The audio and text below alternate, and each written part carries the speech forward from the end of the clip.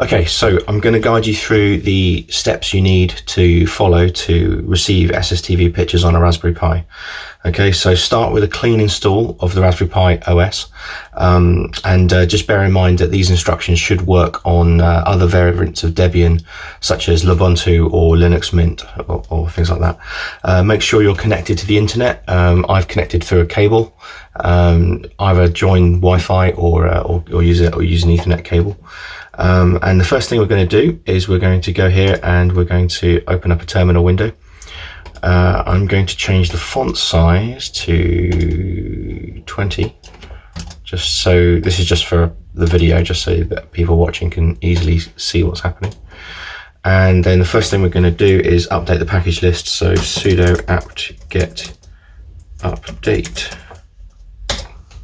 Let this run.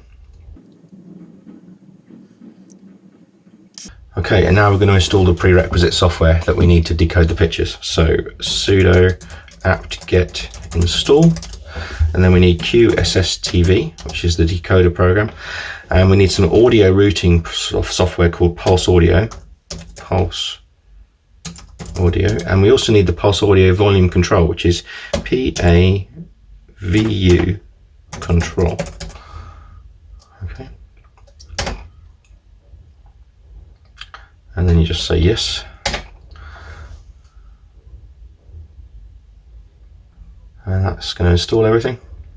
Now, I've noticed an issue with Pulse Audio on a Raspberry Pi where you can get this kind of slow motion audio effect. And to stop that, you have to edit a little config file, which is done this way. Sudo nano, etc. pulse, and then default.pa. And then in that file, a bit further down, you will find this line here. There we go. Load module udev detect. Find that line and then add this to the end of it. TSCHED equals 0. Okay, and then Control O and enter to save, and Control X to quit back to the prompt. Now we need to reboot. Sudo reboot. Okay, so now we're back. So we can check that our software was installed okay.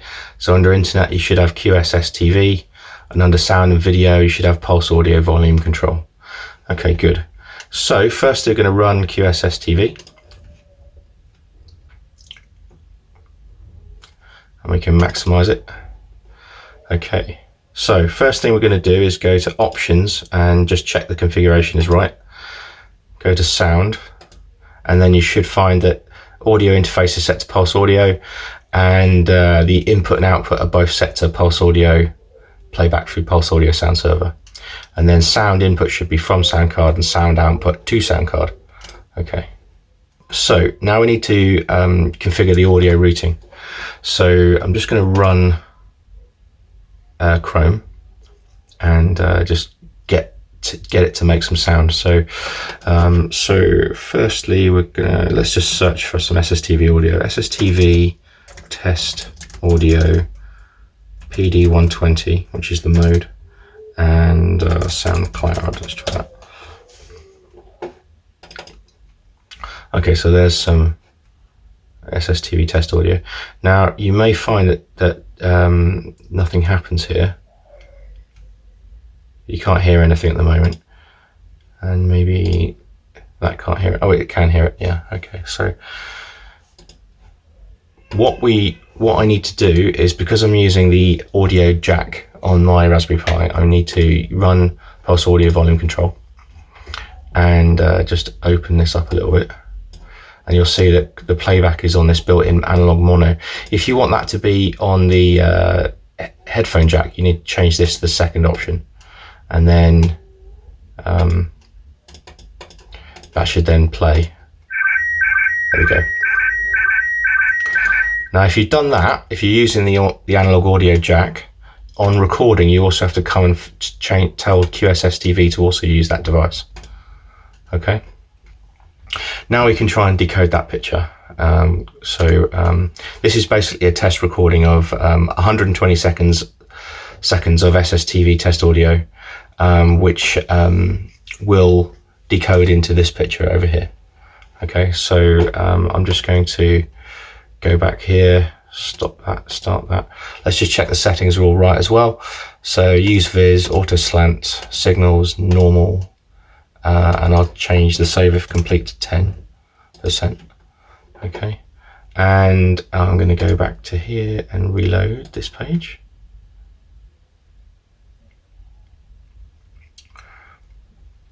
Okay, so I need to click play, and now there we go.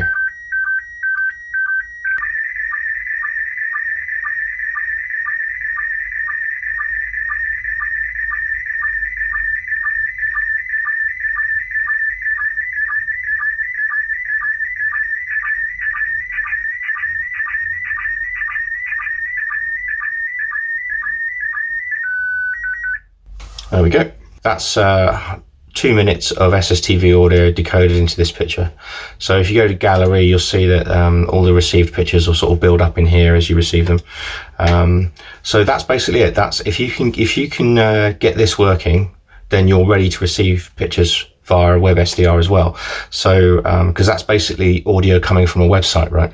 So let's just load the WebSDR .org. Now this has a nice map at the very bottom. So what I'm going to do is I'm just going to filter it by band, which is the 2 meter band is the one that the space station uses. And now it's filtered it. We can scroll to the bottom. We can see the map. Now you can scroll in using the mouse wheel and go a bit further down. Now the one I like to use is this one down here in Cornwall, which is the Goonhilly one. Click on that link, takes us to Goonhilly, and you should find that there is now some audio playing. If I just turn this up, you can hear the background noise of the radio that's not tuned in. Now, basically what you have here is a waterfall display, which is showing you where all the signals are. There's a signal here, and the rest of the band looks pretty empty at the moment. Now the ISS is on 145.8 megahertz, and the WebSDR wants you to give the value in kilohertz. So I'm going to type in 145,800 there, and you see it jumps, the little reticule here jumps over here. And we also need to go into FM mode. Okay, so now we're ready. And you can also zoom in a bit using the mouse wheel. And you can see there are these labels at the bottom as well. If you click on any of these labels, that jumps you to the frequency and sets the mode for you as well. Okay. You can also click and drag the waterfall to position it.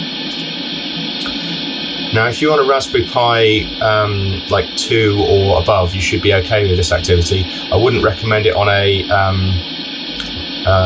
Raspberry Pi 1 or a Pi 0. Okay. Now, if I quickly switch back to QSSTV, you can see the noise is coming up here in the waterfall display in QSSTV. So you can see this is receiving the audio and processing it. Oh, that might be there's someone talking. There we go. Okay, so that looks like it's working. I like usually to drop the size to small and the view of the waterfall to weak signals. And when the ISS is coming over the horizon, that will help you to spot when the signal is starting. Okay. So like this, you are now ready to receive signals from the space station if the space station was flying over Goonhilly. So one other thing you should know about is Doppler correction as well. So what you can do is when the ISS is flying towards you, the signal will appear higher in frequency, and when it's directly above you, it will be exactly 145.8 megahertz. And then as it's flying away from you, it will appear to decrease in frequency. And if you click on this allow keyboard setting here, it gives you some like keys that you can use, and what you can then do is use the keyboard to move the reticule a little bit left and right. Now that will help you tuning when you're actually following the ISS doing this. You will find that it won't be exactly on 145.8 the entire time, so you might want to use the keyboard keys to just move it around slightly, just to make sure that you can track the center of the transmission. So now all you have to do now is wait for the ISS to, I'll turn the squelch on. You just have to wait for the ISS to fly over the location of the WebSDR, and you should start seeing the pictures coming up in here. And it will look exactly like it did when we were decoding the test audio. Now, one thing to watch out for is if you start getting gaps in the audio from the WebSDR, that is a sign that your internet connection speed is a bit slow. And what you can do is instead of trying to play it live through the WebSDR, you can start audio recording here like this, and then the data will start gathering up there.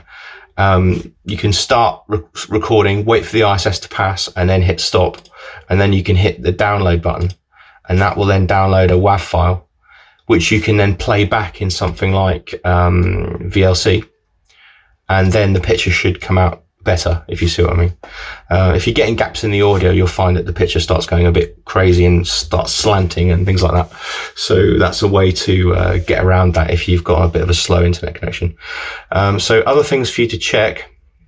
If you want to know when the ISS will be transmitting at SSTV, you can go to this website, aris-sstv.blogspot.com.